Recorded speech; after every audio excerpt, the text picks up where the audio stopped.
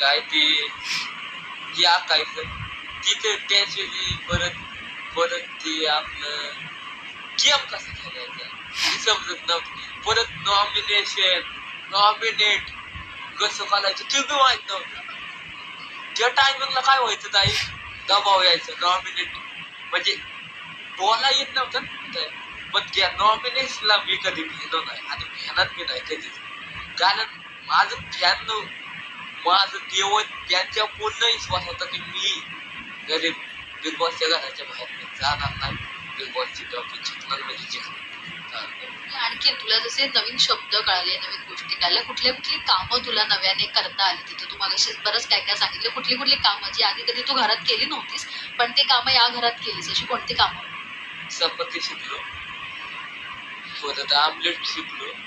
Patty दादा म्हणलं आटी फोडायची त्याची वाटी होती गोलची वाटी होती भांडी त्याच्यात अंडी 2 टाकली मग ती अंडी हलावली त्याच्यात ती काय लाल मीठ टाकलं ते हलावलं मग ते हलवून मग त्याच्यात वाईट ही मसाला टाकला तिखट मसाला टाकला मग ती वाईट ती तसलं भांड असतं ते आपलं त्याच्यात भांड टाकलं मग ती परतून दिलं वाईस उकडून असं काय ते होऊन दिलं मग चमच्याने परत पलटायचं टाकायचं मग तसं टाकलं. पॅटीदाराने ते आमलेट खाल्लं कारण माझा पप्पांचा वार होता त्या टायमिंगला ओम नमः शिवाय सोमवार त्यामुळे मी खात नव्हतो. त्या बाबतीत मी बनवलेलं तर त्यांना मी दिलं ते अंड क्वालिटी झालं माझ्या हाताला मी चव आहे म्हणायचं माझ्या पॅटीदाराने खाल्लं आणि लय चव होतं. पण पॅडी दादांच्या जास्त जवळ होतं हे तर आम्हाला दिसलं सगळ्या एपिसोड मध्ये. आणखीन कोण सूरजच्या जास्त जवळ होतं? आणखीन माझी अजून 2 गोष्टी अजून तशी निक्की बी माझी आख्खीच मी त्यांना लय आपलं कोणावर नाराज नाही. नाही मी नाराज कधीच नाही कारण आता अंकित ताईने मला समजून घेतलं सांगायचे सूरज तू उठ बरेच कर पण मी म्हणलं माझ्या टायमिंगला करू कारण मला ते अंग दुखायचं ना उठल्या अंग दुखत ना हा आणि थंडी मला ती आल होत जात ना थंडीत मग ते अंग दुखायचं मी म्हणलं नंतर करतो नाही तो आताच जा मग तिशी काय भेटलं की लवकर जायचं लवकर बरंच करायचं अजून लय काय शिकाय भेटलंय त्यांच्याकडून. अंकित आहे परत पॅटी दादा अभिदादाने बी मला लय जीव लावला.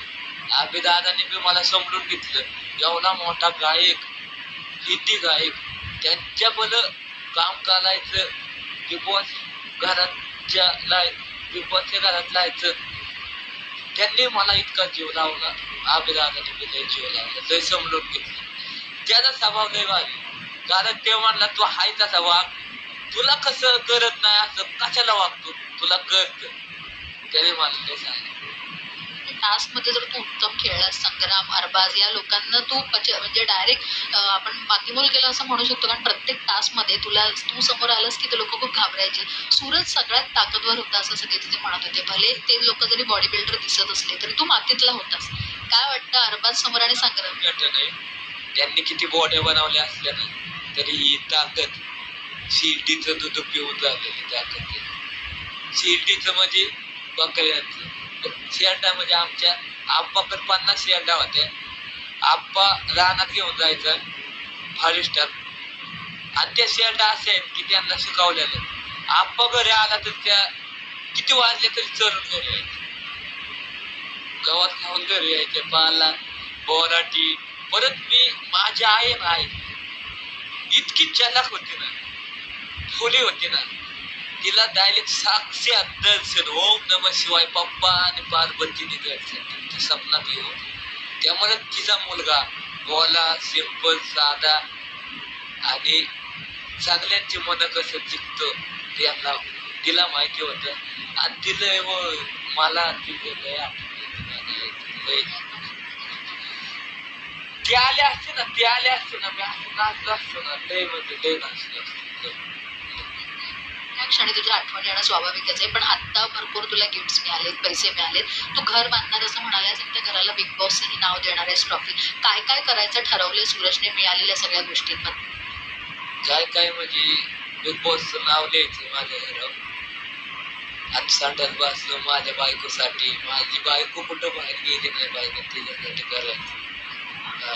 छान विचार आहेत सूरज तुझे आणि हेच आमच्याकडे खोटं बोलत नाही काही, संडास बाथरूम नाही, कारण आम्ही बाहेर जायचो नाही, रानात असं गाठी तिकडे जायचो आमची, त्यासाठी माझी बायको बाहेर गेली नाही पाहिजे म्हणून मी तिच्यासाठी माझ्या मते तू हे सगळं करशीलच कारण तुझ्यात ती जिद्द आहे तुझ्यात ती धमक आहे त्याच्यामुळे तू या सगळ्या गोष्टी करशील तुझ्या सगळ्या पुढच्या वाटचालीसाठी खूप कामासाठी बी मी काहीतरी केलं, कारण माझं गाव इतक्या लांब पाणी आणायला जायचं, मला पाण्याचं लय महत्व आहे, ती जीवन आहे, श्वास आहे, कारण त्याचा पाण्याचा एक बोट प्यायला तरी आपल्याला शक्ती येते, पावर येते, जेवण नसलं तर चालतं पण पाणी महत्वाचं, तर ते पाणी लय महत्वाचं आहे.